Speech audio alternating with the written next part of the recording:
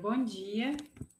Então, eu estou gravando a aula de hoje de biofísica, porque como não deu certo, eu fui bem cedo deixar os meninos para campo, eu acordei 5 da manhã, só que não deu certo porque, né, os contratempos e como está chovendo muito, eu acabei atolando na ida com eles e na volta. Então, acabou dificultando um pouco para poder chegar no horário da aula. Mas aí eu vou gravar isso agora. Se vocês tiverem alguma dúvida, vocês procuram a monitora. E se vocês tiverem alguma dúvida também e a monitora não puder auxiliar, vocês podem mandar a. Vocês podem mandar o. Como fala? Vocês podem mandar para mim as perguntas, tá? Lembrando que na próxima aula é a prova. E o conteúdo da prova, eu vou colocar já lá. O conteúdo da prova é termodinâmica, as grandezas, que é a primeira aula, e a biofísica dos fluidos, né? Que são essas aulas que a aula que a gente vai fechar hoje, que é a questão de força, pressão, essa primeira parte que a gente teve, para começar a entender a segunda parte agora, que é a questão da aplicação desses conceitos biofísicos dentro do funcionamento de alguns sistemas, né? David, tu vai assistir a gravação? Já está gravando. Bom dia. Vai ser Bom dia, professor. Era só para, quem sabe, tirar algumas dúvidas do trabalho, porque tipo, já está todo montado, só que antes de enviar, tirar alguma dúvida, né? Tá, você vai querer assistir a aula toda ou quer tirar a dúvida agora? Não, queria só tirar a dúvida agora, porque eu estou entregando já um trabalho de metodologia, eu estou correndo para o trabalho mais tarde, aí só tenho esse tempo livre. Tá, então qual é a dúvida?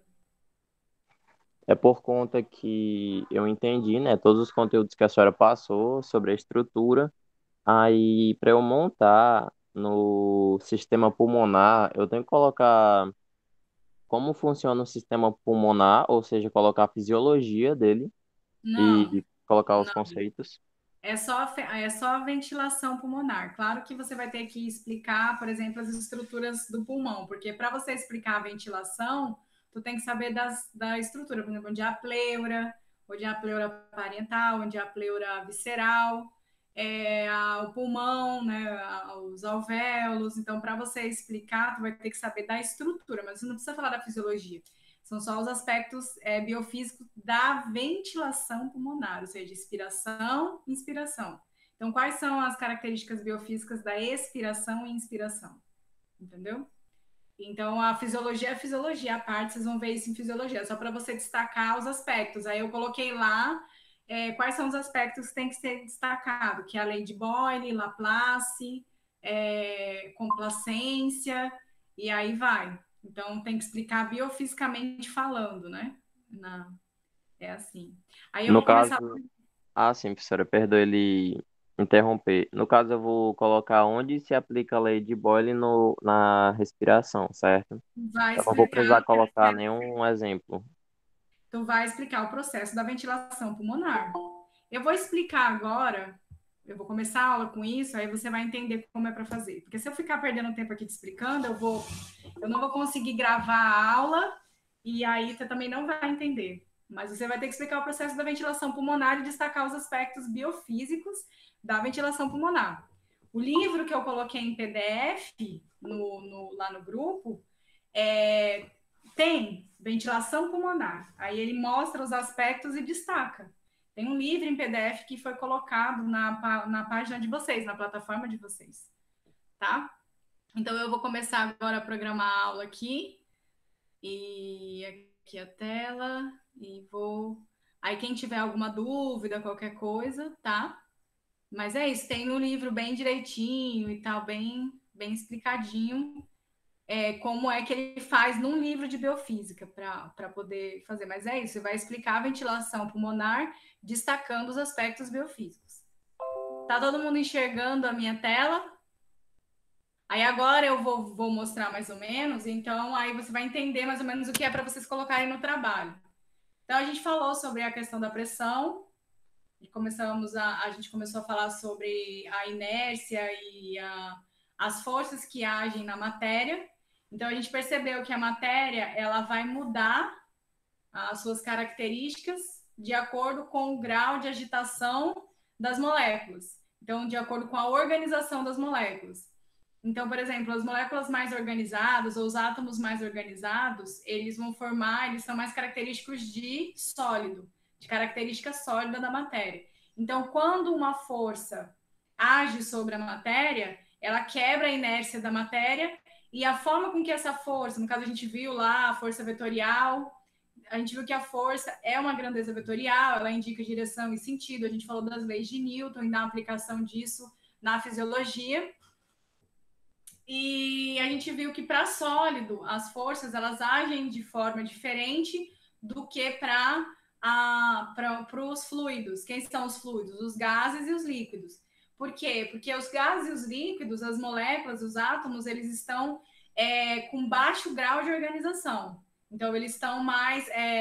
as ligações são mais fracas. No caso da água, do líquido, então a água ela vai se ligar por pontes de hidrogênio, e as pontes de hidrogênio elas são mais frágeis à ação das forças, então as moléculas elas têm uma independência maior do que os sólidos, e a gente também tem a questão dos gases. Os gases eles não têm ligação, as moléculas não têm ligação uma com a outra, elas não conseguem interagir uma com a outra, então as moléculas elas ficam completamente desorganizadas ou independentes, ou átomos ficam desorganizados e independentes.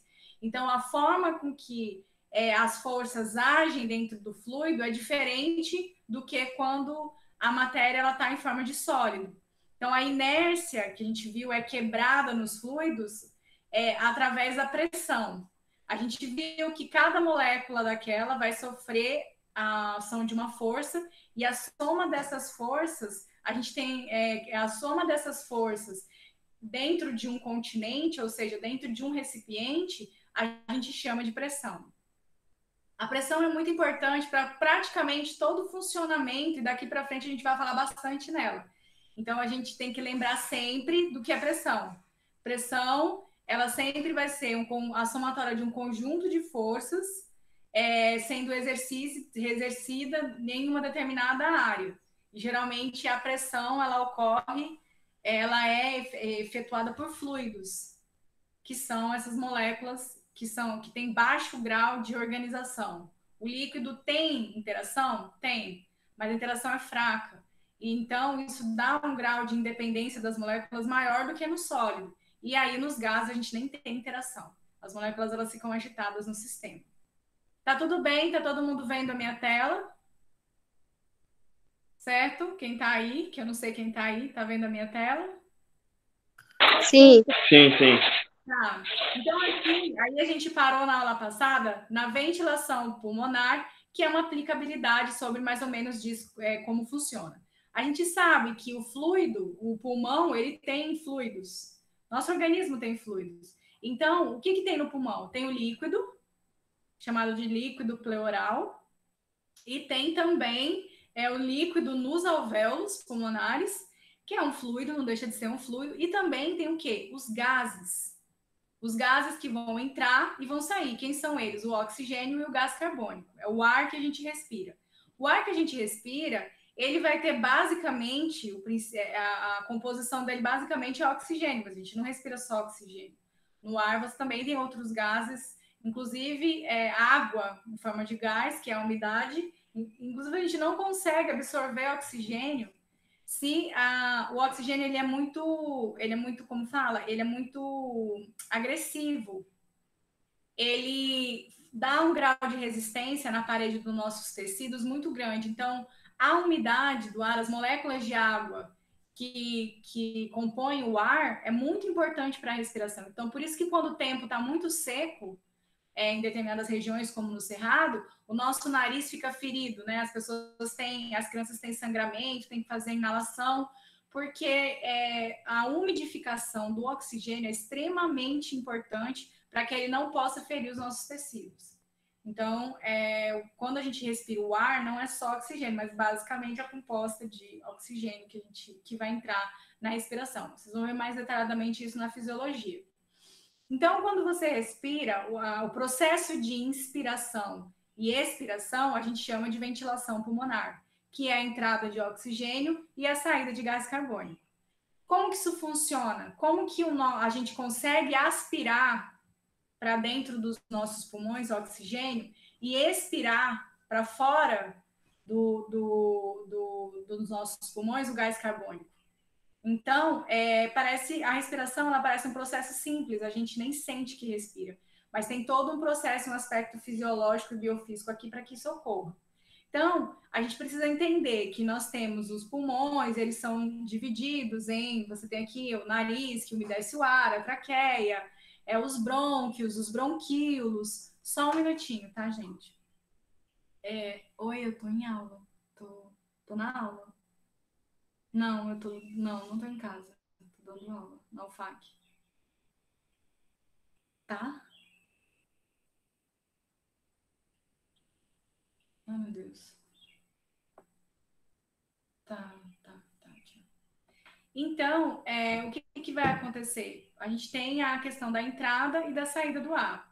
Para a gente entender como que funciona a entrada e a saída do ar, para o aspecto biofísico, a gente tem que entender que a entrada e a saída do ar se dá por diferença de pressão. Nós sabemos que no ar a gente tem a pressão atmosférica. O que significa pressão atmosférica? São os gases da atmosfera exercendo força nas paredes, ou nos recipientes, ou na pele, no lugar onde elas são encontradas. Essa é a nossa pressão atmosférica dentro do planeta. E a gente sabe que dentro dos nossos pulmões a gente tem uma pressão alveolar, ou seja, as moléculas de ar exercendo força nas paredes dentro dos alvéolos. A diferença entre a pressão atmosférica e a pressão alveolar é o que vai dar a capacidade de ocorrer a inspiração e a expiração. Se estiver muito rápido, vocês me param, tá? E como que essa diferença de pressão ela é dada para a saída e para a entrada de ar? Primeiro, a gente tem que entender aqui a questão do pulmão. No pulmão, a gente tem os dois pulmões, que são divididos em brônquios, bronquíolos e alvéolos pulmonares. Traqueia, brônquios, bronquíolos e alvéolos pulmonares, que são essas pequenas porções. Os alvéolos pulmonares, eles têm fibras elásticas, e essas fibras, elas têm como se fosse uma mola em direção ao hilo do pulmão, ou seja, nessa direção aqui ao centro do pulmão. Então, quando o pulmão expande, ou seja, quando ele deforma, as paredes dos alvéolos sofrem tensão, e essa tensão, ela só não ocorre a ruptura do pulmão, porque o pulmão tem essas molinhas, essas fibras. Então, a força elástica, o que é força elástica? A gente viu na aula passada que elasticidade é a capacidade que um tecido ou que uma substância tem de voltar ao seu estado original depois que ela sofre deformação. Então, o pulmão, quando ele sofre deformação, ele tem a capacidade, ele vence a tensão através da elasticidade, ou seja, das fibras que existem nos alvéolos, no tecido dos alvéolos pulmonares. Além disso, eu não sei se vocês já perceberam, mas os alvéolos pulmonares, eles apresentam um raio. Eu acho que vocês lembram disso da aula passada. A gente até mostrou uma camisinha. Quanto menor o raio, menos essa estrutura tem capacidade de sofrer a ruptura, ou seja, de tensionar. Quanto maior o raio, maior a capacidade dela tensionar. Doenças, por exemplo, como efizema pulmonar, bronquite, algumas doenças associadas ao pulmão, eles dilatam o raio dos alvéolos. Quando o raio dos alvéolos é dilatado, o que acontece? Aumenta a capacidade de ruptura. Por quê? Aumenta, apesar da elasticidade do pulmão, quando se aumenta o raio, a capacidade de sofrer tensão, ou seja, de ruptura, dentro dos alvéolos é bem maior. Então, é mais ou menos assim que vai acontecer o processo, né? Primeiro a gente está falando sobre a questão das características aqui dos pulmões. A gente tem que entender também que aqui a gente tem o pulmão, aqui a gente tem a caixa torácica. A caixa torácica, ela tem aqui embaixo dela, acoplada, que é o diafragma, que é uma musculatura. Quando essa musculatura ela está contraída, a gente inspira. Quando ela está relaxada, a gente expira. A contração, o movimento dessa musculatura move a caixa torácica, que apesar de ser rígida, ela não é totalmente rígida, ela também se movimenta. Entre o pulmão e a caixa torácica, a gente tem um espaço. Então, você tem um tecido do pulmão, pleura. Então, dentro da pleura, a gente tem a porção entre o tecido do pulmão e aqui, a parte da pleura, chamada de pleura visceral, porque fica próxima de uma víscera, que é o pulmão, e o tecido da pleura ligada à caixa torácica, chamada de... ai, meu Deus. Tem a visceral e tem a parietal, tá? Pleura parietal. O que acontece com esse espaço? Tem um líquido interpleural também que fica dentro desse espaço. Então, fica um espaço aqui. O que acontece aqui dentro? Acontece que quando a caixa torácica expande na inspiração, o pulmão também expande. Só que o pulmão, a tendência dele, justamente pelos alvéolos ter essas fibras que puxam o pulmão para ele encolher. Então, você tem aqui... E já a característica da nossa caixa torácica é expandir. Então, quando já é tendenciosa a caixa torácica expandir. Quando a gente inspira, a musculatura vai lá e expande ainda mais a caixa torácica puxa o pulmão, fazendo com que ele dilate, né? Aumente a sua área, o seu volume. Então, quando aumenta o volume do pulmão, o pulmão ele está puxando para o hilo, ou seja, para dentro. E a caixa torácica está puxando para fora, para expandir. Essas duas forças antagônicas, mas com a expansão do pulmão, cria um vácuo aqui dentro. Esse vácuo aqui dentro forma o que a gente chama de pressão negativa, ou pressão subpleural aqui dentro. Essa pressão negativa, ela cria um vácuo. Esse vácuo, ele puxa ainda mais o pulmão para cá e aí expande o pulmão. Então, o pulmão expande pela pressão negativa da pleura, certo? Que é influenciada essa pressão negativa quando a caixa torácica é expandida pelo diafragma. Então, forma essa pressão negativa aqui dentro interpleural, dentro da pleura. O que é uma pressão negativa? Ausência de quantidades de fluido ou líquido aqui dentro. Eu não sei se vocês já pegaram uma seringa, se você segurar a ponta da seringa e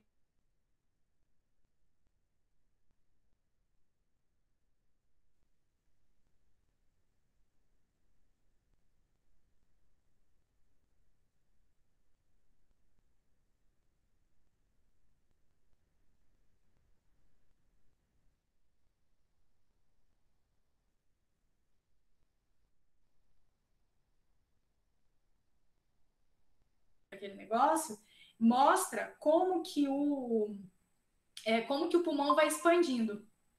Então, deixa eu ver se alguém aqui entrou. Está pedindo para entrar.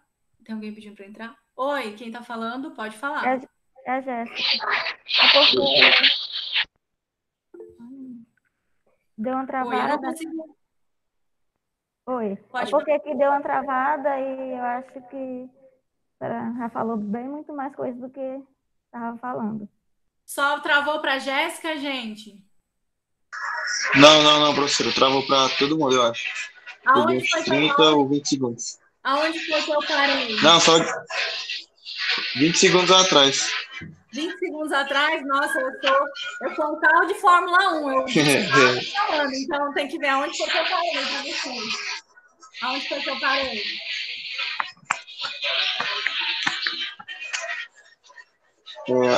Eu acho que foi impressão negativa. Foi impressão negativa, mas eu já tinha explicado sobre a questão da pleura, foi? Sim. Tá, então olha só. Alguém desliga o microfone, por favor.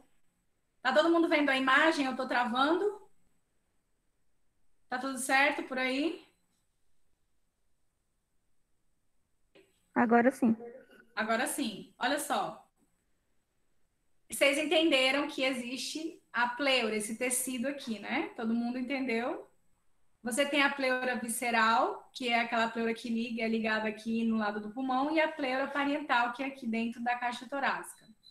E aqui no meio você tem um vácuo, que também aqui dentro circula o líquido pleural. Esse líquido pleural também, o vácuo é incentivado por esse líquido no nosso sistema linfático, quando o sistema linfático ele filtra esse líquido que tem aqui, então ele também cria um vácuo aqui dentro. Esse vácuo, o que é um vácuo? É ausência, né? Esse vácuo, ele cria uma pressão negativa aqui dentro entre o pulmão e a caixa torácica. Todo mundo entendeu isso? Tudo bem até aqui? Certo? Essa pressão negativa na pleura é que vai puxar o pulmão, expandir o pulmão. O que é esse vácuo? O vácuo, ele foi o que eu expliquei da seringa. Quando você puxa a seringa, supõe o dedinho aqui naquela ponta da seringa e puxa. Deixa eu só pegar uma seringa aqui. Ô, Henrique, empresta para mim uma seringa, por favor. Quando você pega a seringa e coloca o dedo e puxa, cria-se um vácuo ali dentro. O que é o vácuo? A ausência. Esse vácuo, ele cria uma força. Esse vácuo, ele vai criar uma força que vai puxar. Esse vácuo, ele cria uma força que vai puxar essa parte laranja. Tá todo mundo vendo a seringa? Todo mundo tá vendo? Tá todo mundo vendo? Alguém fala comigo? Eu tô viva aqui? Sim. Então, quando você puxa, a parte laranja tá voltando. O vácuo, ele... Tá entendendo? Essa força proporcionada pelo vácuo é chamada de pressão negativa. É uma pressão negativa que está acontecendo aqui dentro. Ou seja, não tem... O que é uma pressão negativa? Não tem molécula. As moléculas daqui, elas... a pressão da atmosfera é muito maior do que a pressão dentro do embolô, desse negocinho aqui. Então, o que acontece? Como a pressão é menor dentro da seringa, então você tem essa pressão negativa, o movimento sempre vai ser onde a pressão é maior para onde a pressão é menor. Então, acaba movendo. Então, esse vácuo aqui, essa pressão negativa, ou a pressão aqui dentro, é ela quem expande. E quem cria essa pressão negativa? É a expansão da caixa torácica pelo diafragma e também a força elástica do pulmão, porque quando o pulmão ele expande, ele tem uma força contrária puxando ele para reduzir, ou num termo bem chulo, para murchar. Então, o que acontece? Quem faz isso? São as fibras dos alvéolos. Então, o pulmão quer voltar ao seu estado. A característica do pulmão é murchar, é o que? É reduzir. E a característica da caixa torácica é expandir. Só que eles estão ligados por um tecido pleural. Então, quando começam as duas forças puxando ao contrário, você cria um vácuo lá dentro. Esse vácuo está na pleura. Então, quando a caixa torácica expande, ela puxa o pulmão. Esse pulmão é puxado por causa da pressão negativa nesse espaço interpleural. Então, aqui a gente tem o primeiro aspecto biofísico, uma pressão negativa formada na pleura, e essa pressão negativa formada pela pleura é formada pelo vácuo, e esse vácuo é influenciado pela expansão da caixa torácica, e é esse vácuo criado que vai expandir, vai puxar o pulmão. Tudo bem aqui? Sim. Aqui a gente já tem outra característica também. Por que o pulmão se deforma? Porque ele tem a característica plástica, né? Elástica. E por que ele consegue voltar ao seu estado original quando o diafragma relaxa? Justamente por isso. Porque a força ele vai ser tensionado na inspiração, e na hora que ele relaxar, ele vai o quê? Ele relaxa, ele volta ao normal por causa da força elástica ou das características elásticas dos alvéolos pulmonares. Então, como que o pulmão vence a tensão? Aí tá aquela explicação biofísica da tensão.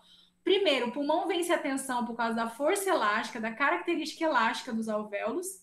Então, você tem a ação da tensão, quando expande o pulmão, e a reação do pulmão, que é a força elástica, certo? E a outra característica também é o pequeno raio dos alvéolos pulmonares. Quanto menor o raio, menor a capacidade que o material tem de sofrer ruptura, ou seja, de sofrer tensão. Certo? Isso aqui já é um conceito que a gente aprendeu lá, que é o Laplace. Lembra do Laplace? Isso aqui já é o conceito do Laplace. Quanto menor o raio, menor a tendência do material de sofrer ruptura, ou seja, de sofrer tensão. Certo? E aí as doenças aqui estão associadas ao rompimento dos alvéolos pulmonares justamente porque o efizema aumenta o raio dos alvéolos. Então, aumenta a capacidade dele de sofrer tensão. E outra coisa, dentro dos alvéolos tem um líquido. Esse líquido, a gente viu lá no começo de biofísica, que quando o líquido ele entra em contato com o ar, a superfície do líquido, eles vão entrar em tensão superficial. Eu não sei se vocês lembram disso. Dentro do pulmão tem um líquido pequenininho, tem um líquido ali dentro. Aquele líquido nos alvéolos, ele está em contato com o ar, não é o oxigênio, o gás carbônico que estão saindo ali o tempo todo. Quando as moléculas de água na superfície entram em contato com as moléculas de ar, as moléculas de água não conseguem se ligar às moléculas de ar que estão desorganizadas. Não tem como elas fazerem pontes de hidrogênio. Então, as moléculas de ar elas enrijecem a ligação superficial, formando o que a gente chama de tensão superficial. A gente falou isso bem no começo da aula. Essa tensão superficial do líquido é muito ruim por duas coisas. Primeiro, porque esse é um outro aspecto biofísico também, que está dentro da inspiração e da expiração. Porque ele reduz as trocas gasosas, ou seja, a capacidade do oxigênio de entrar nos alvéolos para cáries e ir para as células sanguíneas, e ele também reduz a capacidade, ele também pode fazer com que quando ocorra a expiração, a dilatação, quando ocorra a inspiração, as paredes dos alvéolos vão grudar, é chamado colabar. Quem já encheu um balão, e aí quando você enche o balão, esvazia, enche ele, esvazia, brincando de encher e esvaziar o balão, o líquido, a umidade da sua boca não vão grudando nas paredes do balão? E depois, quando você pega, as paredes do balão não ficam coladas uma na outra, aí você tem que fazer cada vez mais força para soprar e o balão expandir? Tudo bem? Vocês lembram disso? Alguém já fez isso na vida? Já fiz, já. Se você reparar, as paredes começam a grudar. Os alvéolos também, por causa desse líquido, também teriam que fazer isso. Grudar. Aí o que acontece aqui? Nessa ação de grudar, de gruda e desgruda, né? Dessa ação dentro dos alvéolos. O alvéolo, né, teria que ter mais força do ar para o alvéolo expandir. Então, como a natureza é maravilhosa, sensacional, nós temos glândulas entre os líquidos dentro dos alvéolos. Essas glândulas, elas produzem um líquido chamado líquido surfactante. Surfactante. O líquido surfactante é um fosfolipídio. Ele funciona como um detergente. Dá para vocês fazerem isso em casa. Pega um balão, assopra e vai fazendo e deixa colar. Aí você pega uma gota de detergente e coloca dentro do balão e assopra de novo. Ele vai abrir sem muito esforço. Então, esse líquido surfactante é quem quebra a tensão superficial desse líquido dos alvéolos, fazendo com que o pulmão consiga, os alvéolos consigam comprimir e expandir na respiração sem colabar.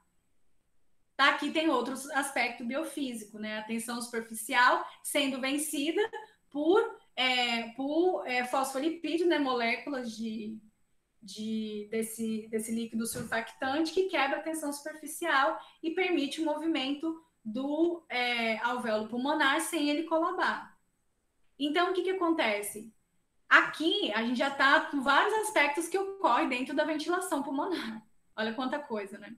E ainda assim, quando ele quebra a tensão superficial, ele facilita as trocas gasosas que vai ocorrer entre os alvéolos pulmonares e os capilares sanguíneos, aqui para poder levar o oxigênio para a célula e para poder retirar dos capilares também o gás carbônico para ele sair pelo pulmão, tá? Então, o que vai acontecer aqui? Você tem uma pressão negativa da pleura que expande o pulmão, que puxa o pulmão junto com a expansão da caixa torácica, que é influenciada pelo diafragma. Aí, o que vai acontecer? Quando você inspira, você aumenta a área do pulmão, certo? Então, quando se aumenta a área do pulmão, você cria uma pressão aqui, certo? Diferente da pressão atmosférica. Então, você tem uma pressão pulmonar menor do que a pressão atmosférica. Essa diferença de pressão faz com que o ar entre para os pulmões. Aumenta o volume, diminui a pressão.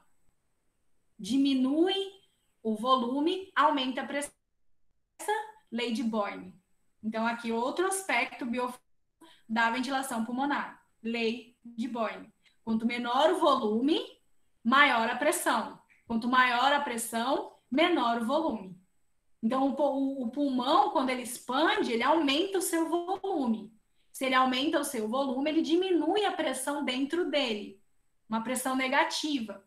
Essa pressão negativa dentro do pulmão em relação ao ar atmosférico faz com que o ar atmosférico, lembram da termodinâmica, da segunda lei da termodinâmica, o ar vai passar de onde ele está mais concentrado para onde ele está menos concentrado. Então, isso dá um movimento da entrada de ar para os pulmões. Certo? O que vai acontecer? Quando ocorre a troca gasosa aqui do oxigênio, o gás carbônico entra para os pulmões, você vai ter o ar aqui, para expulsar o ar, o pulmão diminui o seu volume. Diminui o volume e aumenta a pressão. Então, a pressão pulmonar vai ser maior do que a pressão atmosférica. Então, essa pressão pulmonar vai exercer uma força de expulsão do ar, a expiração. Então, a inspiração e a expiração estão associados à lei de Boyle. E olha só, aqui é aquela do Pascal. Se eu quisesse colocar o Pascal aqui. A mesma intensidade do ar que é aplicado nas paredes do pulmão é a mesma que é devolvida aqui nas paredes para o ar poder ser expelido quando a pressão diminui. Então, só com a ventilação pulmonar dá para a gente brincar com todas aquelas leis. Envolve tensão, força elástica, a inspiração e a expiração. Envolve a lei de Boyle. Então, se você entender a expiração pulmonar, a ventilação, o ciclo respiratório, você consegue aplicar os aspectos biofísicos aqui. Tudo isso é calculado. Tudo isso daqui, ele vai ser calculado, tá? Então, aqui é só para mostrar. Quando o ar entra, é porque a pressão alveolar é menor do que a pressão atmosférica, então facilita a entrada de ar. Expansão do volume do alvéolo. Quando o ar sai, a pressão alveolar sempre vai ser maior do que a pressão atmosférica. Tá? E aí você tem aqui o cálculo de uma força da relação da pressão atmosférica com a ventilação pulmonar, tá? Aqui é só para mostrar para vocês a tensão superficial. E olha só como essa tensão superficial é quebrada por essas pequenas glândulas que eliminam o líquido surfactante, essa camada fluida, que acaba impedindo com que os alvéolos colabem, né? Tá? Isso aqui é só para mostrar a questão da tensão. E aqui a lei de Laplace, a relação entre a tensão das paredes e a pressão alveolar. Então, o que a lei de Laplace ele fala? Que quanto menor o raio, menor é a capacidade do recipiente ou da estrutura de sofrer ruptura, ou seja, sofrer tensão. Então, quando se tem uma patologia, um efizema pulmonar, uma doença qualquer, uma doença pulmonar qualquer, o pulmão ele sofre tensão e sofre ruptura, e isso é muito ruim. Justamente porque essas doenças, elas causam aumento do raio dos alvéolos pulmonares, tá?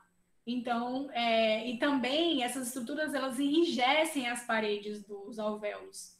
Então, o próprio pulmão acaba perdendo a sua elasticidade. Então, ele não consegue vencer a tensão e acaba sofrendo ruptura. Então, a lei de Laplace, ela fala sobre a relação da tensão das paredes com a pressão alveolar. Por quê? Aumenta a pressão com a diminuição da área, lembra disso? Aumenta a pressão, lei de Boyle, com a diminuição da área, e isso faz com que as paredes tensionem. Tensionou a parede, ela pode sofrer ruptura. Por quê? Que ela não sofre? Por causa da força elástica dos alvéolos pulmonares e por causa do menor raio de um alvéolo pulmonar. Tá? Aí aqui é só para mostrar para vocês o caminho do ar. Então, vocês vão ver isso bem detalhado em fisiologia. Mas você tem aqui o ar atmosférico entrando nos alvéolos, passando pelas células capilares, vai para o plasma e para as células. E lá vai ocorrer as trocas gasosas nos eritrócitos. E lá os eritrócitos vão e levam para a célula, aonde precisa ser oxigenado. Lá nos eritrócitos, eles devolvem eles pegam lá no tecido gás carbônico, que entra nos eritrócitos e parte entra no plasma, e aí vai ser levado lá para fora na expiração. Aqui no caso é dos eritrócitos para o plasma. Do plasma tem um líquido, um fluido, que é o oxigênio dissolvido, que vai entrar na mitocôndria para poder ser usado para a produção de energia. E vocês vão ver bastante como acontece em bioquímica, tá? Galera, vocês estão vivos aí do outro lado? Foi rápido demais? Estão sofrendo emocionalmente? Não. Não? Foi mais fácil estudar? Professora,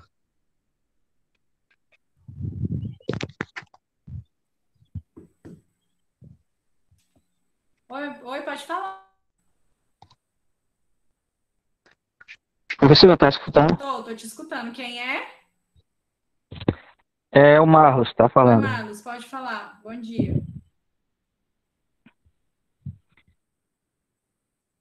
Diga, Marlos. Marlos. Eu tô com uma dúvida, foi logo no início da sua explicação sobre a diferença de pressão lá nas pleuras. Lá na pleura, vamos voltar lá. Oi? Qual é a sua dúvida? Qual é a dúvida aqui? Tá vendo o desenho? Marlos, qual é a dúvida? Não vai me dizer que é tudo. Qual que é a dúvida? Marlos? Foi eu que caí ou foi o Marlos que caiu? Deixa eu aqui olhar para ele. Marlos. Eu acho que foi ele. Foi ele, né? É. Ele tá aqui, é só que o microfone dele tá habilitado. Eu não sei se eu. Só o Marlos que teve dúvida na questão da pleura. Só o Marlos que teve dúvida. Lucas, tá vivo aí? Bom de ter pouco aluno é porque você começa. Tô vivo. Tá Ótimo. Emanuel, você veio! Que coisa boa ter você aqui por perto. Talvez eu vá te sequestrar amanhã para as análises. Se sua mãe deixar. Beleza. Deixa mesmo. Entendeu, Emanuel? Entendeu? Professora, eu só não peguei muito bem o princípio de Pascal, mas aí depois eu assisto de novo a aula. Não, mas pergunta, porque a tua dúvida pode ser a dúvida do outro. Também foi da pleura a dúvida? Não, com relação ao princípio de Pascal, que eu estava meio que copiando o resuminho, aí eu perdi um pouco. Não, é porque o princípio de Pascal, ele fala que a mesma intensidade que o ar é aplicado na força da entrada é a mesma intensidade que essa força vai ser exercida nas paredes do recipiente. No caso, seria as paredes dos alvéolos, né? Não é isso, mais ou menos? Entendi. Obrigado. É a força, né? Quando o ar entra, a força que o ar entra, né? Certo? Uhum. O ar não entra com uma força. Quando o ar entra com essa força, é a mesma força que vai ser exercida nas paredes que o fluido vai exercer na parede, no caso do gás, vai exercer lá na parede dos alvéolos. Tudo bem? Tá bom.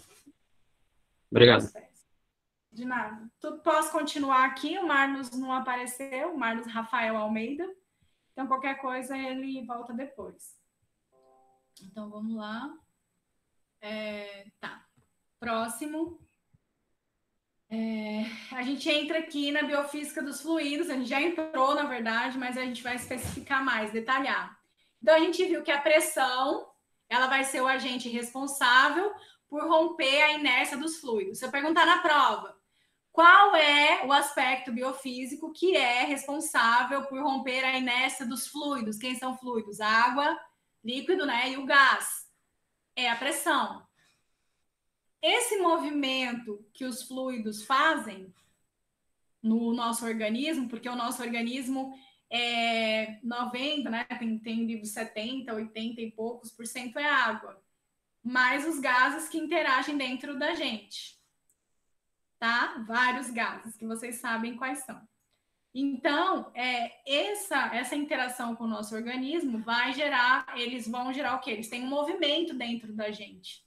E esse movimento a gente estuda pelo movimento, ou seja, a quebra da inércia desses fluidos dentro da gente. Então, o estudo disso é chamado de fluidodinâmica, que é um movimento que a física estuda. Existem laboratórios especializados que só estudam a questão da fluidodinâmica. Existem questões da fluidodinâmica que até hoje, com mais o avanço das tecnologias, ainda não foram respondidas. A gente sabe que o sangue ele circula pelo nosso corpo em uma velocidade constante. A gente já tinha falado sobre isso. E essa velocidade constante é a inércia. Então, ele circula pelo nosso corpo por inércia. Mas se acontecer qualquer coisa, qualquer ação, principalmente, por exemplo, relacionada ao batimento cardíaco, o que vai acontecer? Ele vai colocar essa pressão nos fluidos, que vão exercer vão aplicar essa força nesses fluidos, que vão exercer essa pressão, certo? E aí isso rompe a inércia, ou seja, faz com que esse fluido ele sofra aceleração ou desaceleração. Então, tudo isso está associado à pressão exercida por esse agente que pode romper essa inércia, né? Tá? E os fluidos, isso tem que ficar na cabeça de vocês, são partículas independentes. Se a gente está falando de gases, não tem as ligações fracas. Quando a gente fala que eles são de baixa ordem, é porque eles não têm uma organização, eles são desorganizados, tá? E como que esses fluidos circulam pelo organismo vivo? Tanto seres humanos como outros seres vivos. Através do que é chamado de circuito. O que é o circuito? Circuito é como se fosse um recipiente, ou como se fosse, por exemplo, o que é um circuito de fluidos de uma casa? São os canos, né? A encanação. Então, a encanação é o circuito. É ele quem vai dar acesso dos fluidos a toda a área da casa. Então, quem é o circuito no ser humano? As artérias, as veias e os vasos sanguíneos. Os pequenos vasos, né? Os capilares sanguíneos. Então, eles vão ser os nossos circuitos. É dentro desse circuito que vai ocorrer o movimento dos fluidos, tanto do líquido quanto dos gases. Tá? Então, o que é um circuito? É uma estrutura que mantém o fluido em movimento. O fluido vai ficar em movimento desse circuito. Existem dois tipos de circuito: o circuito fechado e o circuito aberto. Quando eu falo de circuito fechado, cuidado, não quer dizer que nós somos um sistema fechado, mas o nosso circuito sanguíneo, ele é fechado. Ele vai ter, dentro do nosso circuito, a gente tem um volume constante de sangue. Esse volume, ele vai circular por todo o seu corpo e o tanto de volume que é circulado pelo seu corpo em função do tempo, a gente chama isso de fluxo. Qual que é o fluxo do coração? O coração recebe 5 litros, um volume de 5 litros de sangue por minuto. Esse é o fluxo do coração. Então, a cada minuto, o coração ele vai receber 5 litros de sangue.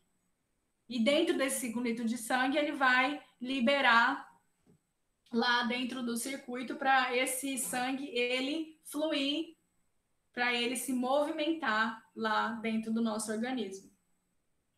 Então, um circuito fechado, ele sempre vai ter um volume constante de fluido. E então a gente tem um volume constante de fluido. A própria respiração, nós temos um volume constante de fluido que entra e que sai do nosso pulmão, que pode ser quebrado dentro da sua atividade metabólica, tá? E esse volume é ele quem mantém o nosso regime, é mantido pelo nosso regime estacionário. Eu não sei se vocês lembram quando a gente falou sobre termodinâmica de regime estacionário. É aquele organismo, é aquele sistema capaz de manter todo aquele metabolismo sempre naquela mesma função. Tá? Tudo bem? Aqui, alguma dúvida aqui? Alguma dúvida? Alguém? Não? Então vamos lá. Então isso aqui é um circuito. Isso aqui é um circuito. Isso aqui é um circuito? É, porque é a entrada e a saída de quê? De ar. Pulmão, circuito aberto, né? O ar vai entrar e vai sair no sistema. Nosso sistema circulatório é um circuito fechado, porque ele sempre vai transportar um volume constante de sangue. O coração é um circuito? É um circuito que faz parte do nosso sistema circulatório. É ele quem vai auxiliar no movimento do sangue, por diferença de pressão. Então, você tem aqui estruturas do circuito, que elas têm um raio maior, que são os átrios. No caso, o átrio não, desculpa.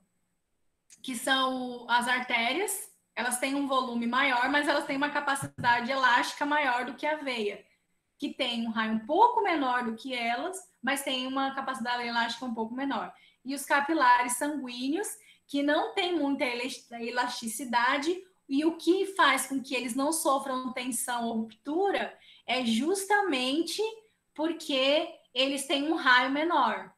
Então, aqui também você tem a teoria de Laplace sendo, o princípio da teoria de Laplace sendo aplicado, tá?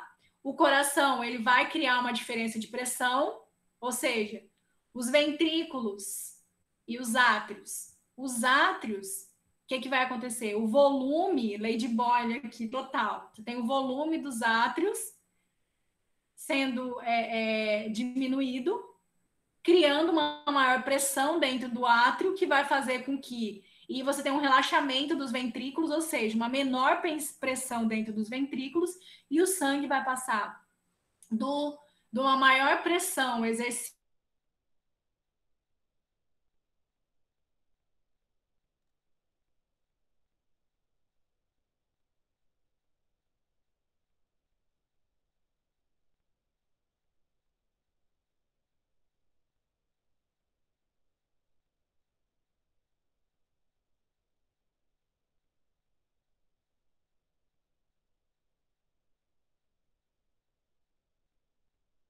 esse sangue poder sair lá para o nosso corpo, sair do coração para o nosso corpo, lá para que ele possa circular bem direitinho.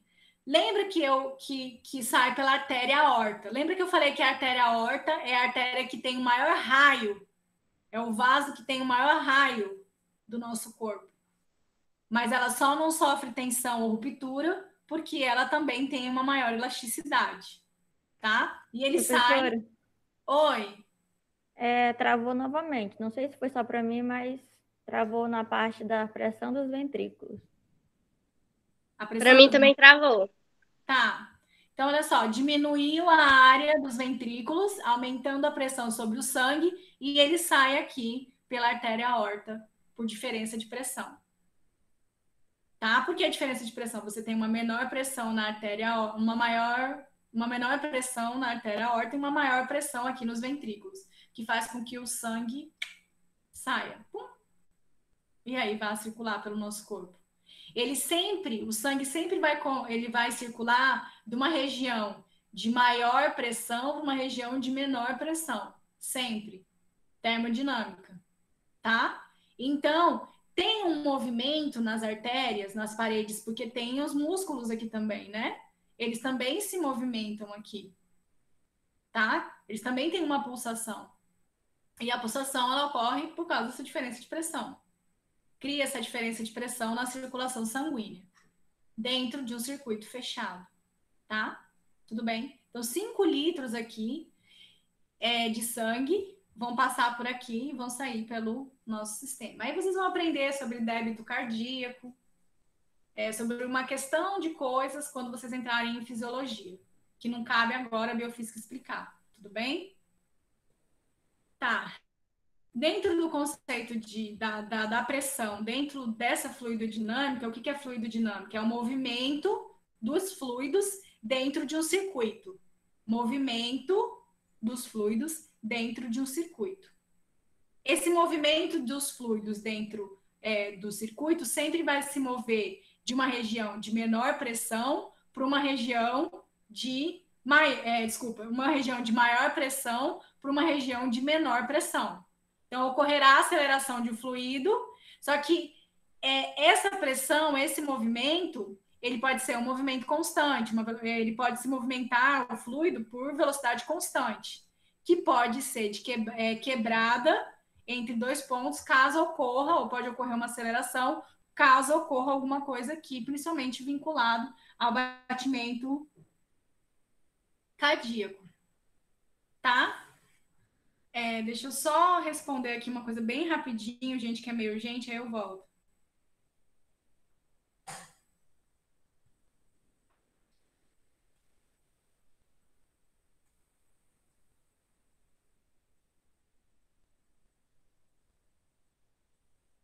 Só um pouquinho, gente.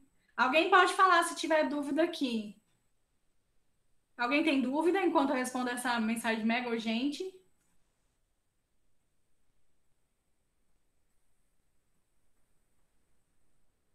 Professora, no final, quando a senhora deixar de gravar, a senhora pode tirar umas dúvidas sobre o trabalho?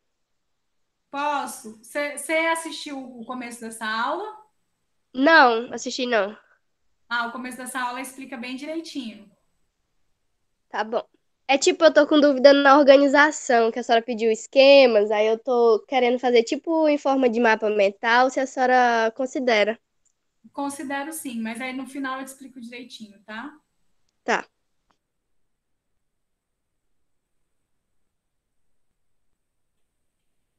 Só um pouquinho, tô quase terminando.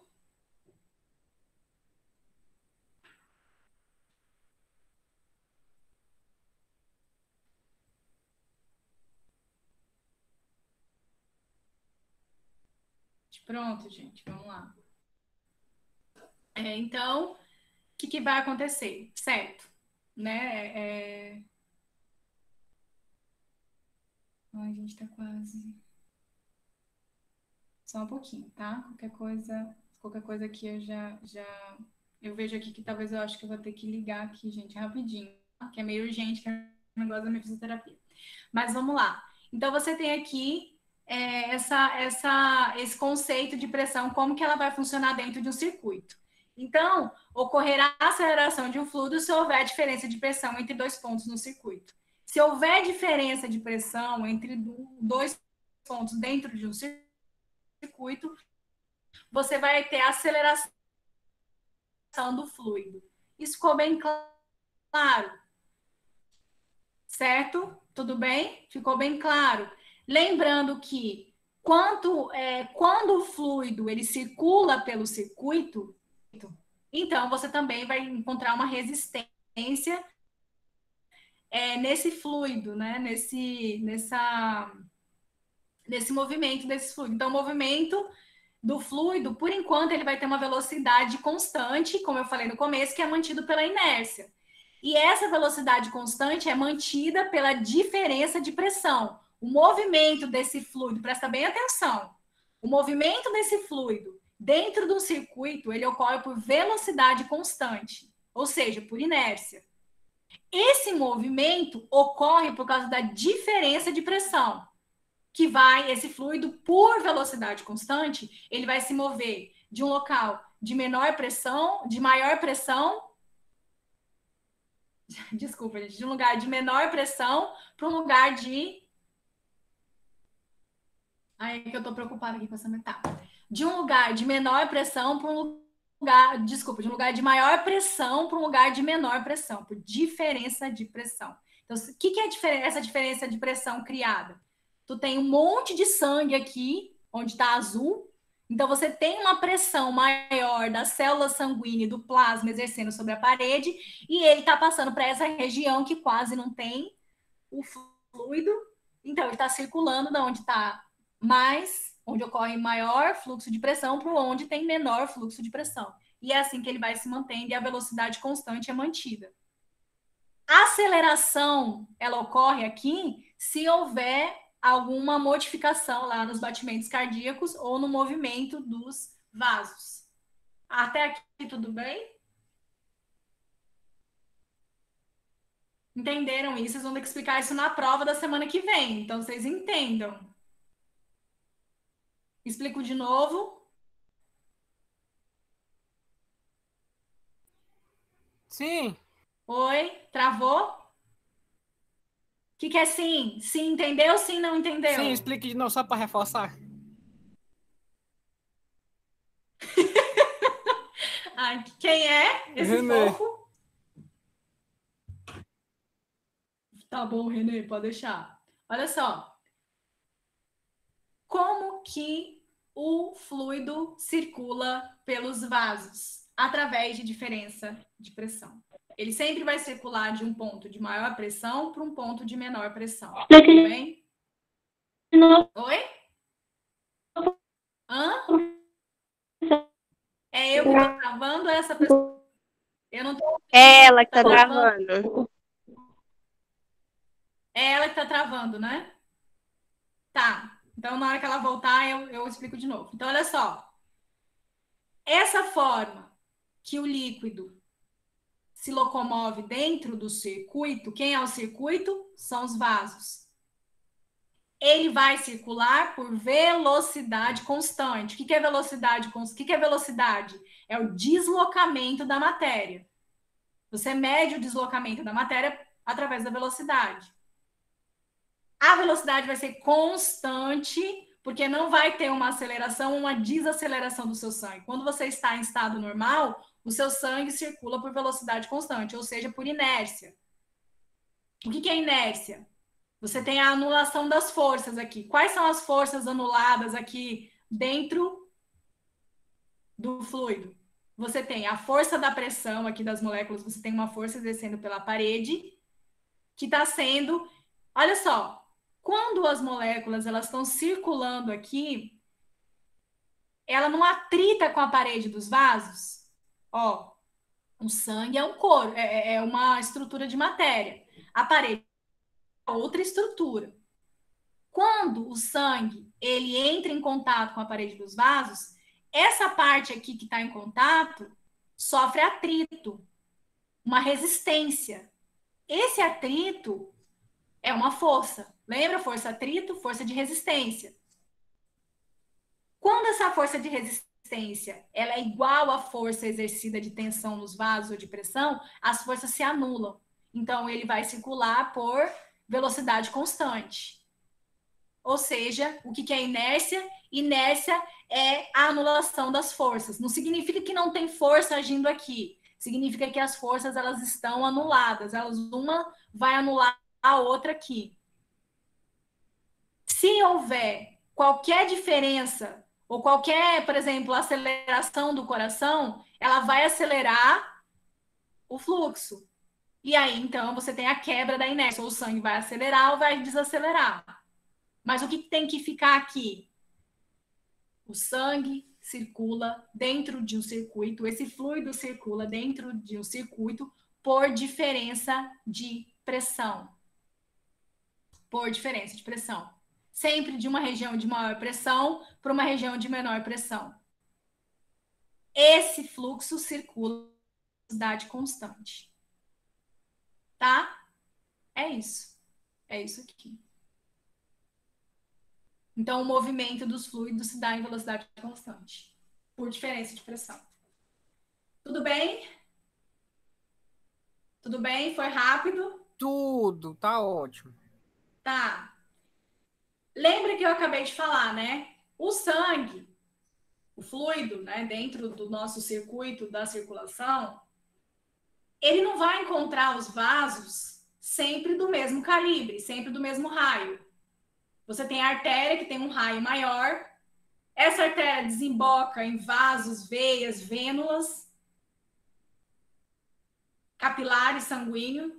Quando esses capilares, essas veias, vênulas vão reduzir, o que vai acontecer? O líquido está numa velocidade ou está num fluxo. Quando ele entra num local onde o vaso é menor, o que vai acontecer? O fluxo, o fluido, ele perde velocidade, ele desacelera. Por que acelera? Porque ele bate, imagina, ó, tu tem um cano grosso. Esse cano grosso, a água, ele vai circular, tá vendo aqui nesse desenho um fluxo aqui. O que é fluxo? Fluxo é o volume por unidade de tempo, é o volume de sangue por unidade de tempo. Por que ele vem nessas setinhas aqui, ó? Porque o sangue, ele circula de forma laminar. O que é laminar? Se criam lâminas. Essas lâminas acontecem por quê? Porque o sangue, ele bate nas paredes dos vasos e aí as lâminas do sangue, formado de sangue, nessas zonas aqui, elas sofrem resistência e a velocidade aqui vai ser menor do que a velocidade que está aqui no centro. Porque tem uma resistência, tem um atrito aqui. Então, quando o sangue ele chega num vaso menor, ele sofre uma resistência das paredes. Então, ele diminui a velocidade. Ou ele aumenta a velocidade. Quem já pegou uma mangueira e diminuiu o raio da mangueira? Quando você pega a mangueira e diminui o raio dela, o que acontece? A água não sai mais acelerada? Além disso, nos nossos vasos, nós temos estruturas, essas estruturas aqui nesse desenho, chamadas de válvulas ou esfíncteres. As válvulas e esfíncteres têm uma musculatura e elas se abrem e fecham. Por que elas se abrem e fecham? Para aumentar ou diminuir o fluxo do sangue nos vasos. Isso é uma questão fisiológica, tá? Então, essas válvulas podem fechar, podem se abrir e assim vai, certo? Então, você tem aqui o ponto de aceleração ou ponto de redução de velocidade do sangue, que vai circular por diferença de pressão. Essa força de resistência, aonde a gente tem essa força de resistência?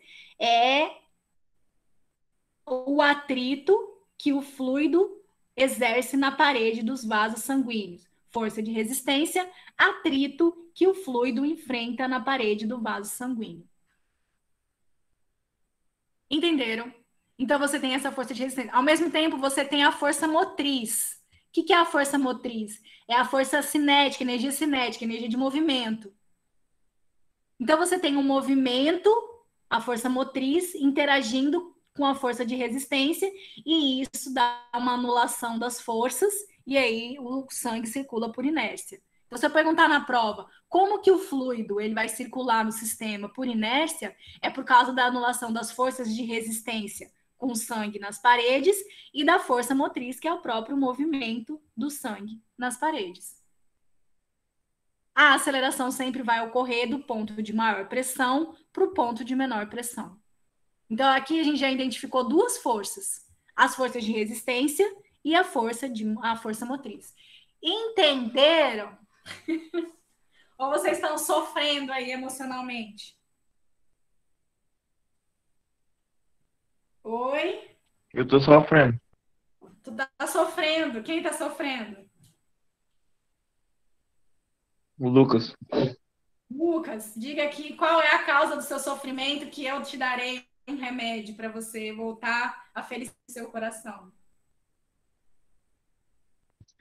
Não, tá tranquilo, professor. Eu só sei que antes da prova eu vou ter que assistir tudo, acho que umas 12 vezes, pra frisar bem na minha cabeça. É muito informação. Ô, exagero. Não tem que sofrer, gente. Olha só vocês pensarem num cano.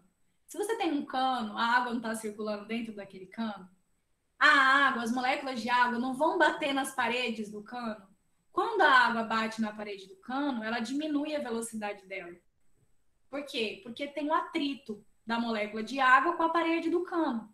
É a mesma coisa que acontece nos vasos sanguíneos. Então, você tem o sangue atritando com as paredes do vaso. O que é sangue? Sangue é plasma, que é o líquido, as eritrócitos ou as células vermelhas. Aí você tem as células de defesa também, os glóbulos brancos. Então, você tem toda uma estrutura dentro do sangue que vai bater nas paredes do vaso. Certo? Lembrando sempre, o fluxo sanguíneo é o volume de sangue por unidade de tempo. Tá? Certo? E o sangue, uma coisa que vocês têm que guardar é que o sangue sempre vai circular de uma zona de maior pressão para uma zona de menor pressão. Gente, isso é muito lindo. Vocês não acham isso lindo? Olha como que é o sistema de vaso de vocês. Olha como que, por exemplo, para não ter tanto atrito na parede, você tem um líquido aqui na musculatura dos vasos que impede com que essa força de resistência entre o sangue e a parede não danifique a parede dos vasos. Vocês não estão emocionados? Não, né? Então, bora para frente. Então, olha só. Como um sistema vai criar uma pressão positiva e negativa? Pela lei de Boyle. De novo, se eu perguntar... Eu coloquei essa questão aqui porque ela vai cair na prova. Ela já está na prova. Como o sistema circulatório, ele cria uma pressão positiva e negativa? Porque o sangue vai circular da pressão, uma região de maior pressão para uma região de menor pressão. É o quê? Lei de Boyle, volume. O sangue cria essa pressão positiva e negativa. O coração faz isso, né? Ele reduz o volume, aumenta a pressão. Aumenta o volume, reduz a pressão. Reduz o volume, aumenta a pressão. Aumenta o volume, reduz a pressão.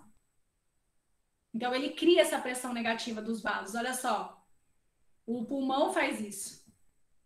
Certo? Isso aqui é inspiração, isso aqui é só um exemplo. E ele criando essa diferença de pressão. Olha só. Quando o sangue ele sai do coração, ele sai com uma maior ou uma menor pressão? Oi? Gente? Maior?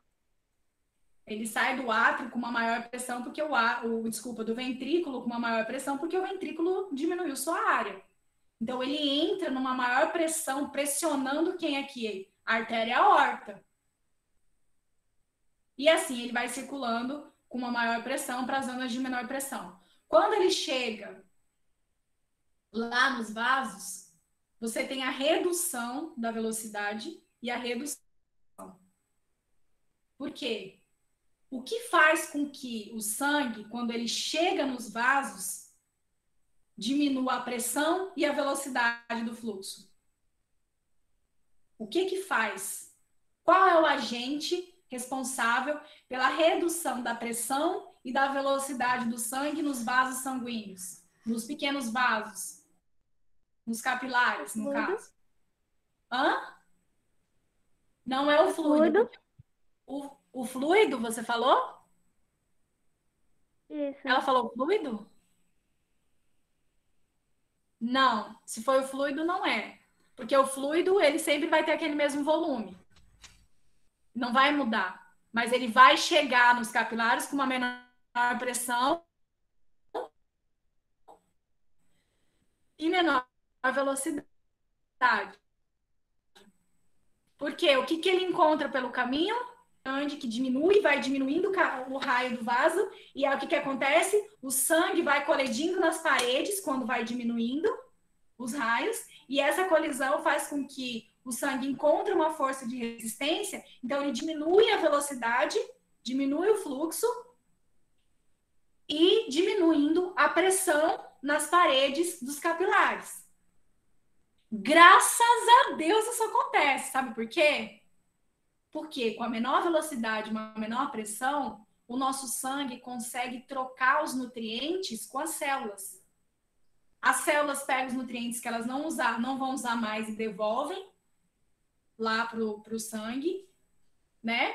E aqui a gente tem a troca também, além do oxigênio, os nutrientes que tem dentro desse sangue, lá dentro dos capilares, porque lá, quem acessa as nossas células? Do fígado, do coração, do pulmão, que precisa de nutriente para conseguir funcionar. A musculatura precisa de glicose. Quem que leva a glicose para a célula?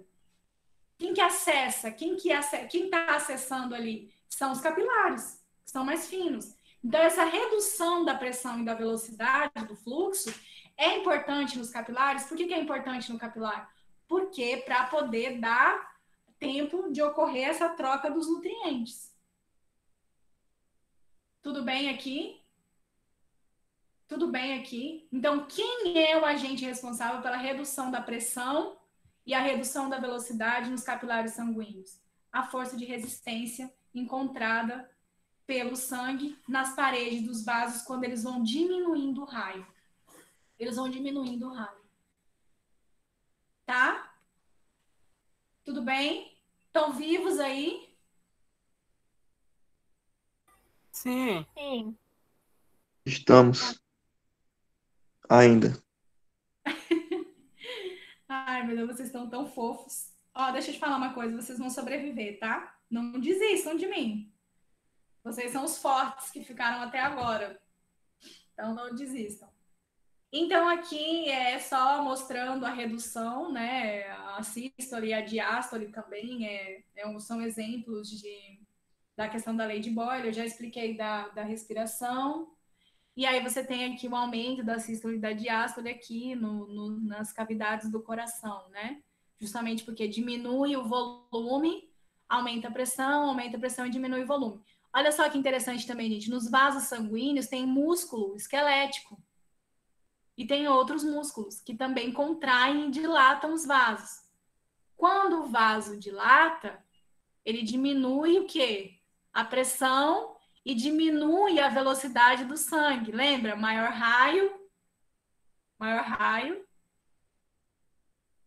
menor pressão. Maior volume, menor pressão. E quando ele contrai, ele aumenta a velocidade do fluxo, é igual você apertar a mangueira, aumenta a velocidade do fluxo e aumenta a pressão também dele sobre as paredes. A ereção. A ereção acontece mais ou menos assim. O que faz com que o pênis fica ereto são essas características aqui da musculatura nos vasos sanguíneos, nos capilares lá nos vasos menores sanguíneos. Aumenta a pressão. Por que aumenta a pressão? Porque a musculatura contrai os vasos, aumentando a pressão, aumenta a velocidade e o trem fica em pé. Então, é mais ou menos assim que acontece. Tá? Tá dentro da circulação sanguínea. Vamos entender o que é o fluxo. O fluxo, ele vai ser responsável pela cinética dos fluidos. O que é a cinética dos fluidos? É um movimento, energia cinética. O sangue, ele vai circular por energia mecânica. O que é energia mecânica? Energia mecânica é energia potencial mais energia cinética. O que é energia potencial? A gente viu nas últimas aulas que a energia potencial é a capacidade que aquele corpo tem de exercer movimento, mas ele não está exercendo movimento ainda.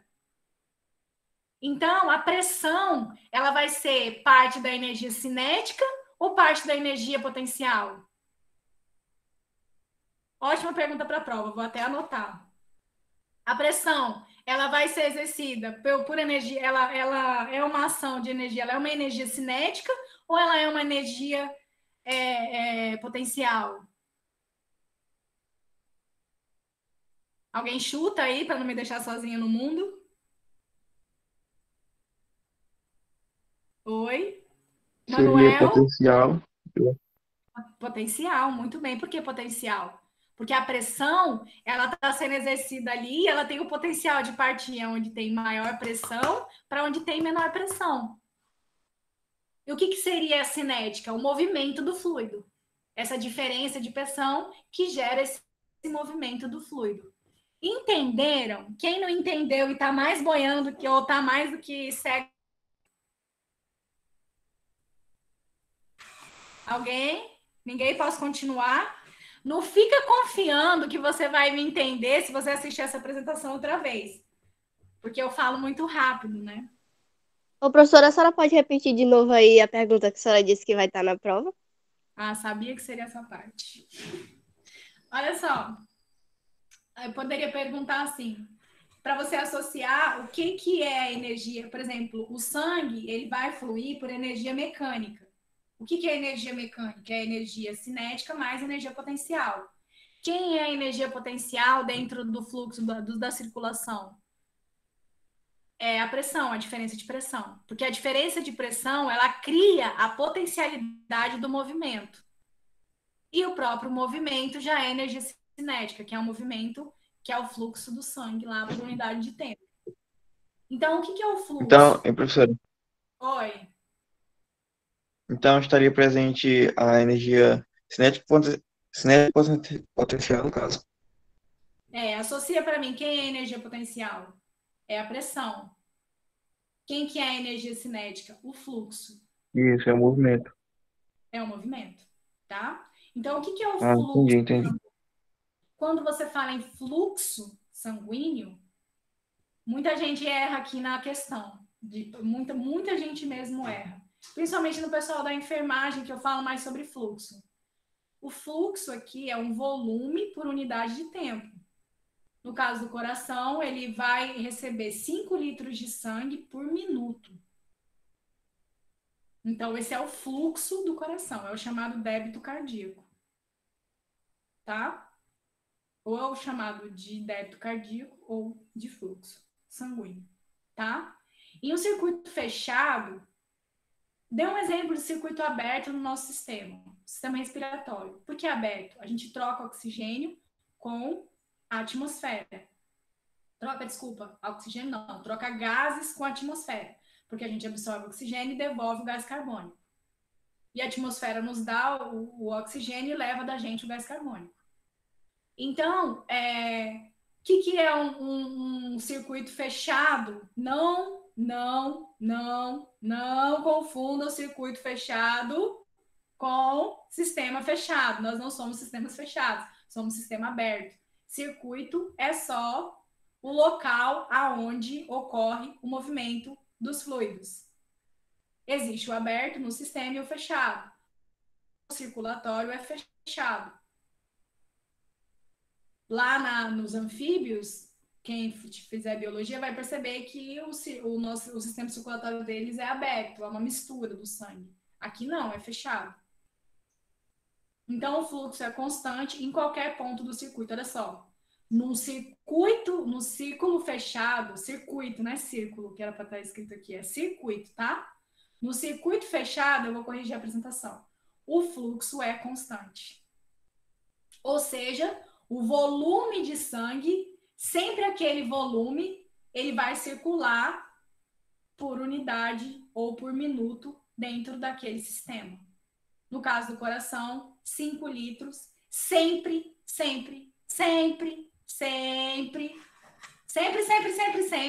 para todo sempre, amém, 5 litros de sangue vai passar por minuto no teu coração.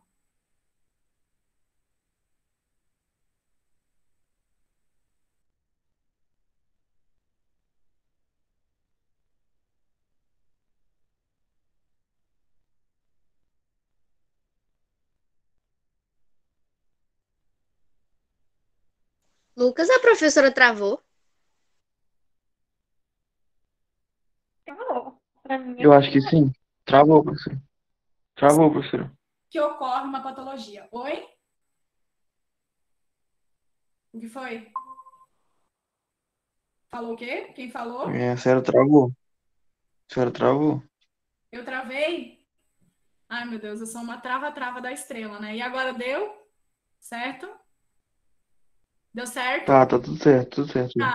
Uhum. Então, sempre, um circuito fechado, ele vai ter fluxo constante. A senhora Eu travei, mas eu travei de novo? Tô travando outra vez? Não. Tá. Então, sempre no circuito fechado, o fluxo vai ser constante. Cuidado que eu posso passar uma questão de verdadeiro ou falso com isso aqui. dentro de um circuito fechado, o fluxo vai ser constante. Então, o sistema respiratório, o fluxo é constante de ar que entra e sai? Não, porque é um sistema aberto. Não. Sistema não, circuito aberto, circuito aberto. Circuito aberto, tá? Ótimo. Posso ir para frente? Posso? Sim. Tá, meio-dia, vocês aguentam Pode. aí? Se precisar sair para almoçar, vai assistir a aula depois, mas eu vou ficar aqui até terminar a gravação, eu não posso parar agora, tá? Então, o fluxo sanguíneo, Prefiro ficar aqui. prefere ficar aí? Que bom, olha, que bom, eu vou ter uma conversa final.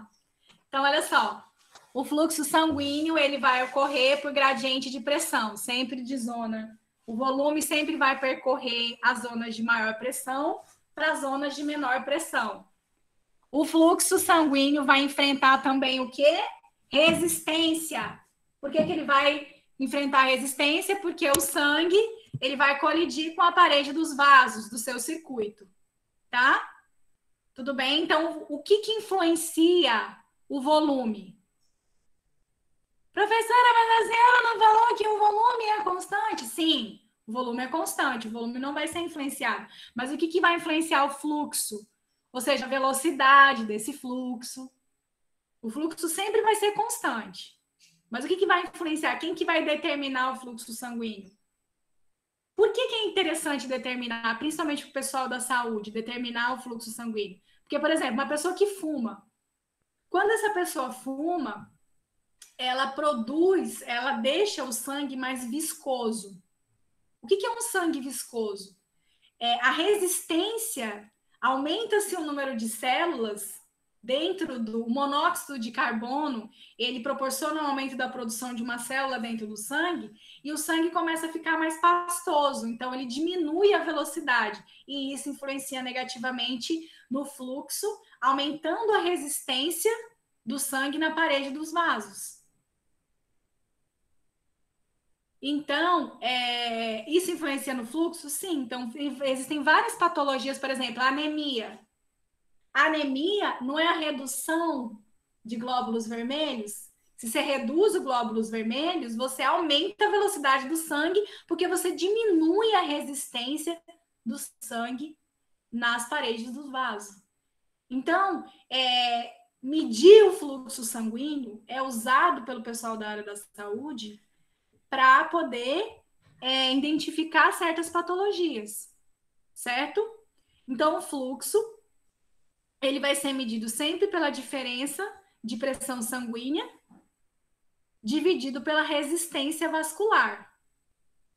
Então, isso aqui é uma fórmula que a gente usaria, a gente poderia usar exames, né? Mais para frente, se você reprovar em biofísica, provavelmente você vai calcular isso daqui, tá? Então, quem que vai determinar o fluxo sanguíneo? O batimento cardíaco, o bombeamento, a retração diastólica das paredes arteriais, ou sístole e diástole. Diástole é quando você aumenta o volume da parede, tá? Então, quando retrai isso, dificulta muito o fluxo.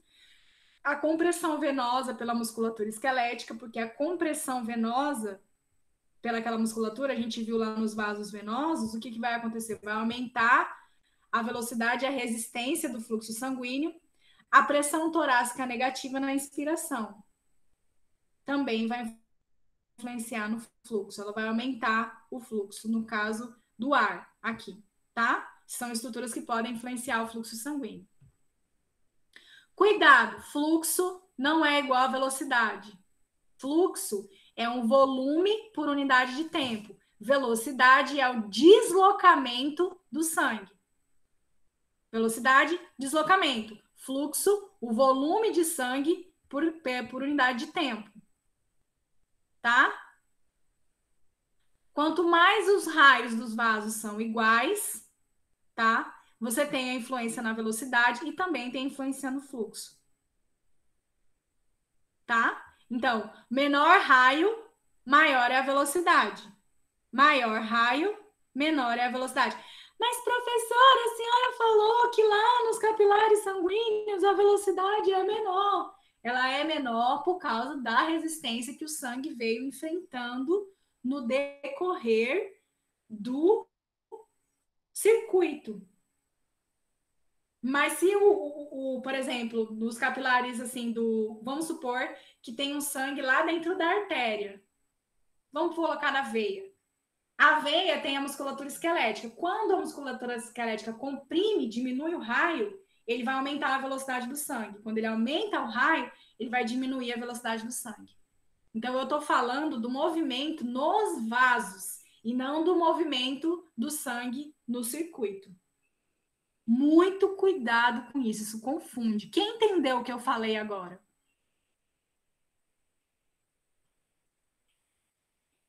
Tudo bem?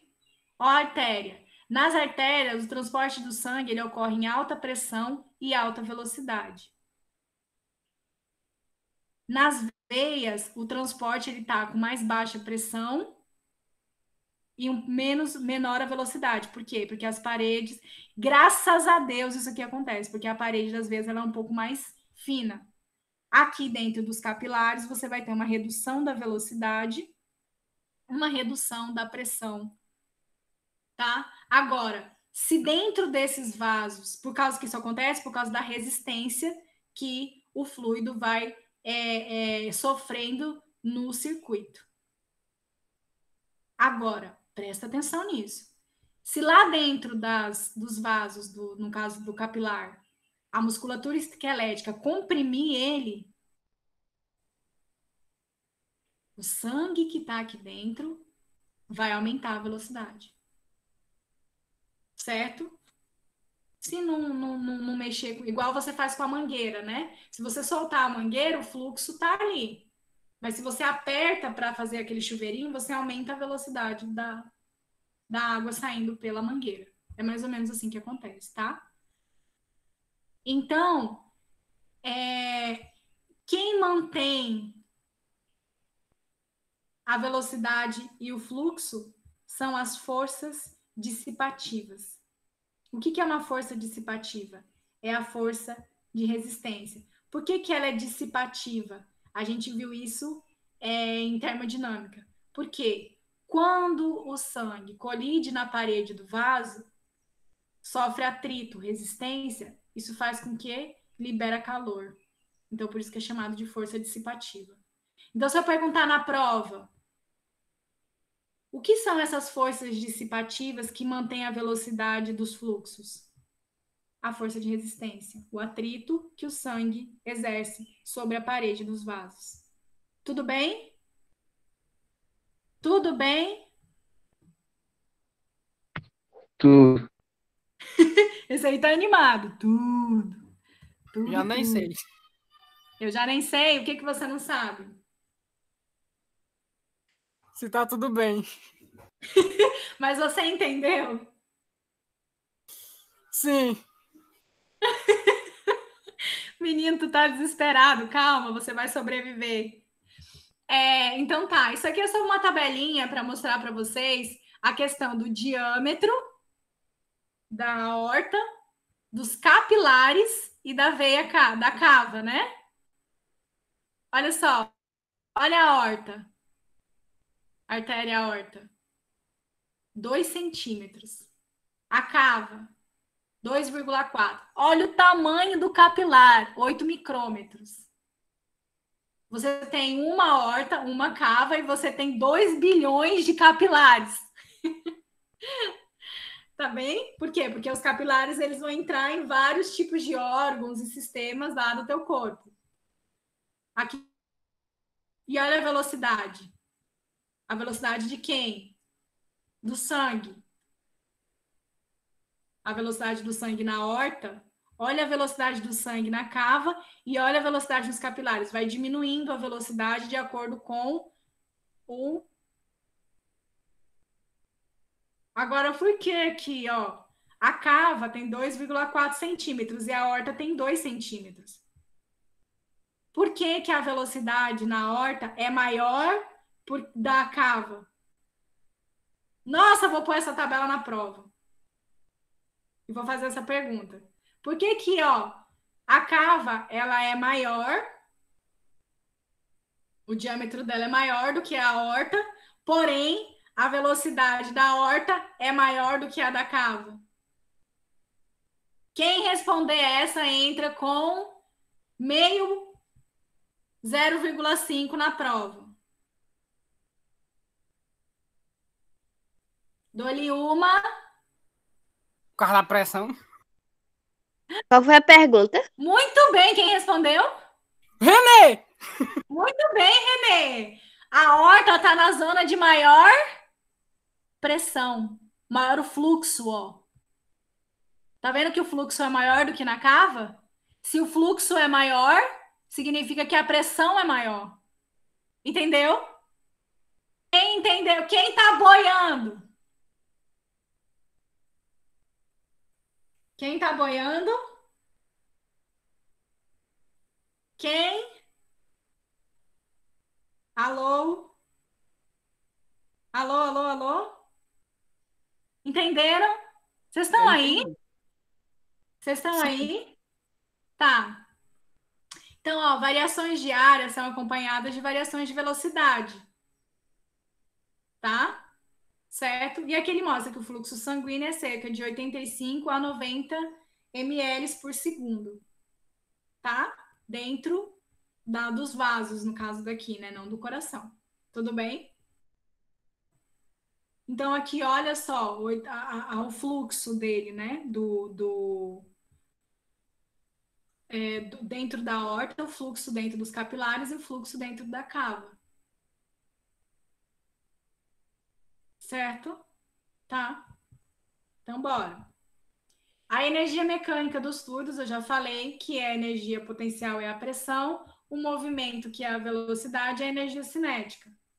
A gente já falou sobre isso, então eu vou para frente. Então, você tem a pressão nos capilares, sempre a pressão nos capilares é menor e a velocidade também é menor. Se eu perguntar por que isso acontece, qual que é a importância disso acontecer? Isso é importante justamente porque promove a troca de nutrientes, tá? O sangue vai passar aqui pelos capilares de forma lenta e contínua, tá? E quem vai proporcionar isso são as válvulas que existem nos capilares, que são os esfíncteres. Então, a pressão nos capilares sempre vai ser menor em relação à artéria e à veia, tá?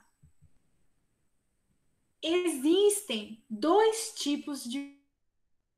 Prestem bem atenção. Se eu perguntar na prova para vocês, quais são os dois tipos de fluxos?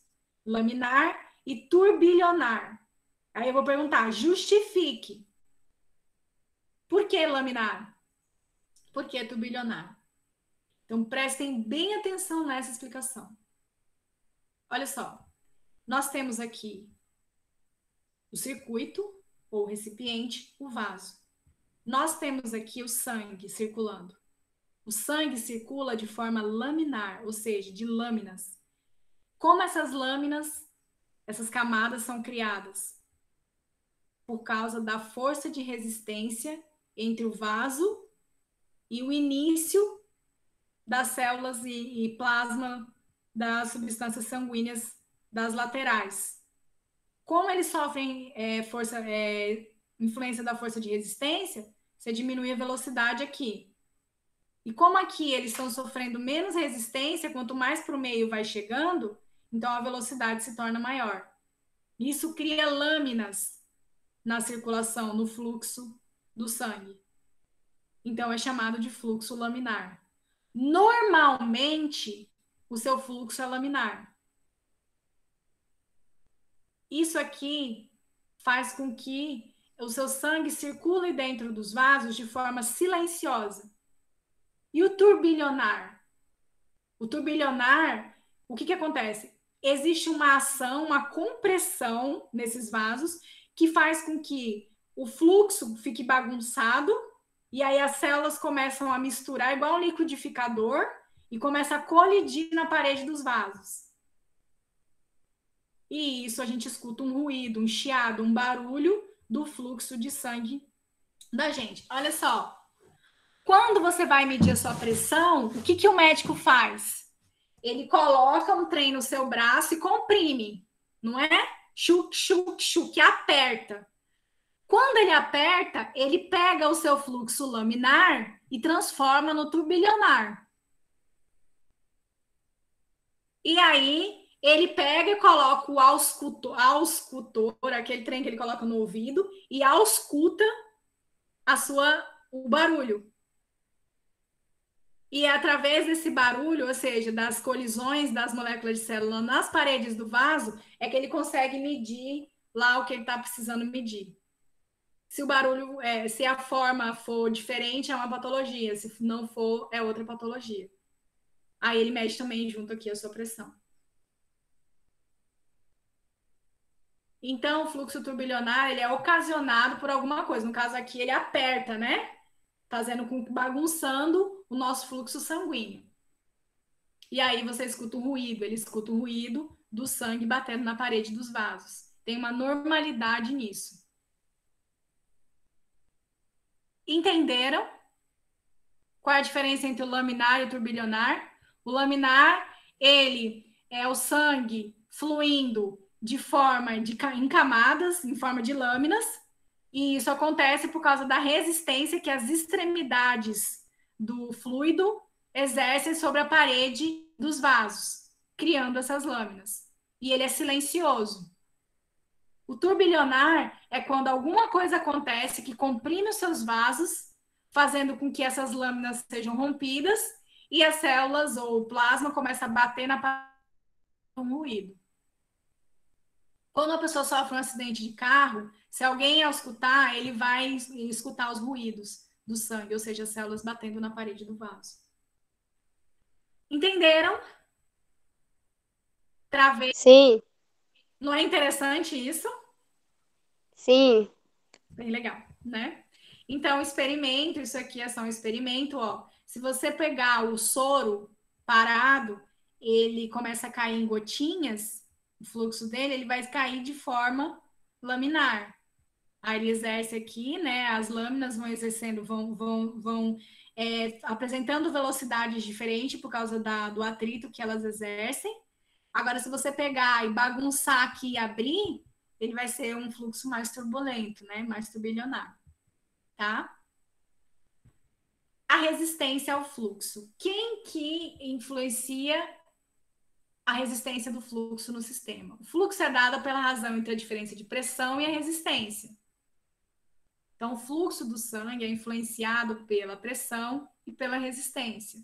A pressão, por causa a pressão por causa daquela pressão que as moléculas de sangue exercem na parede, e a resistência também é ocasionada pela as moléculas que tem no sangue na parede dos vasos. Quais são as variáveis que vão interferir no fluxo? O raio do vaso e a área. Isso vai influenciar o fluxo. A gente já falou isso lá atrás, tá? E aí a gente entra na famosa lei de Prozelier, que é o francês. A lei de Prozelier é um físico que determinou certas leis que vão influenciar o fluxo. Ou lei de Prozelier ou a lei da quarta potência. O que acontece com a lei da quarta potência? Essa equação ela vai ser aplicada a vários fluidos, tá? E condutores, não só o sangue. Mas você tem aqui a diferença de pressão, aqui a variação de pressão dentro do fluxo, vezes o raio elevado à quarta potência. Ou seja, a pressão ela vai ser influenciada pelo que? Se o raio do vaso quadriplicar, ele vai influenciar a diferença de pressão. E automaticamente influencia o fluxo do sangue. Ele vai ser influenciado pelo comprimento dos vasos. Quanto maior o vaso, menor é a pressão. Porque, ó, tá vendo? A pressão ela é inversamente proporcional ao comprimento dos vasos. Então, quanto maior o vaso sanguíneo, menor é a pressão dele. Vezes a viscosidade. O N é a viscosidade. Só que a viscosidade ela só vai ser usada na patologia, se tiver doença. O comprimento do vaso, ele influencia? Influencia. Mas os principais fatores que influenciam o fluxo, presta bem atenção, os principais fatores que condicionam o fluxo dentro dos organismos vivos é a diferença de pressão e o raio. A diferença de pressão e o raio. O raio, ele vai quadriplicar o fluxo dentro de um circuito, tá? Tudo bem? Então, você tem aqui a diferença de pressão, ó, olha aqui como ele mostra, ó, você tem aqui, ó, o raio maior, tu tem uma pressão, vai diminuindo o raio, vai aumentando a pressão arterial. Vai diminuindo o volume, você tem a pressão aqui no sangue.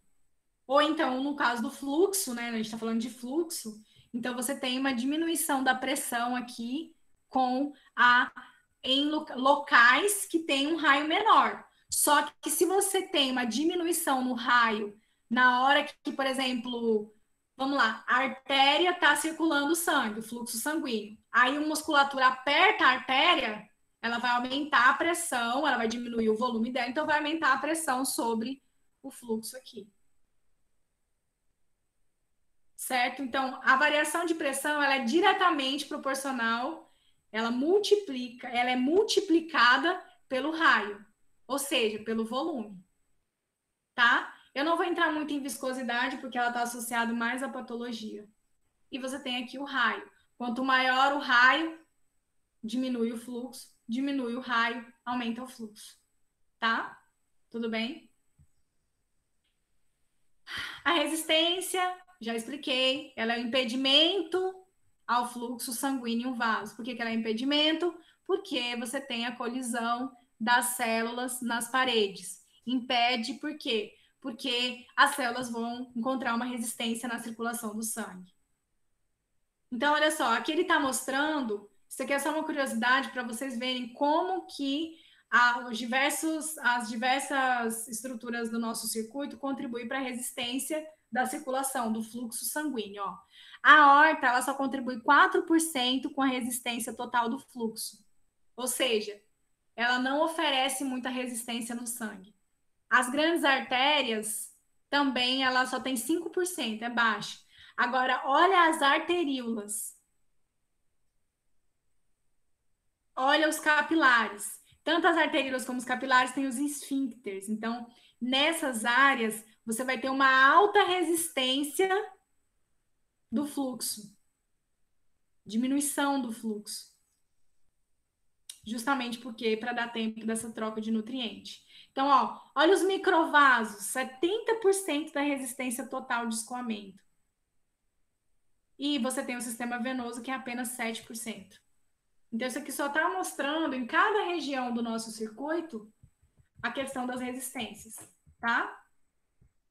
Aí, isso aqui é só um desenho para explicar para vocês a lei de Ponzelier ou a lei da quarta potência. Então, olha só, um raio mais fino, você tem 1 ml do líquido por minuto.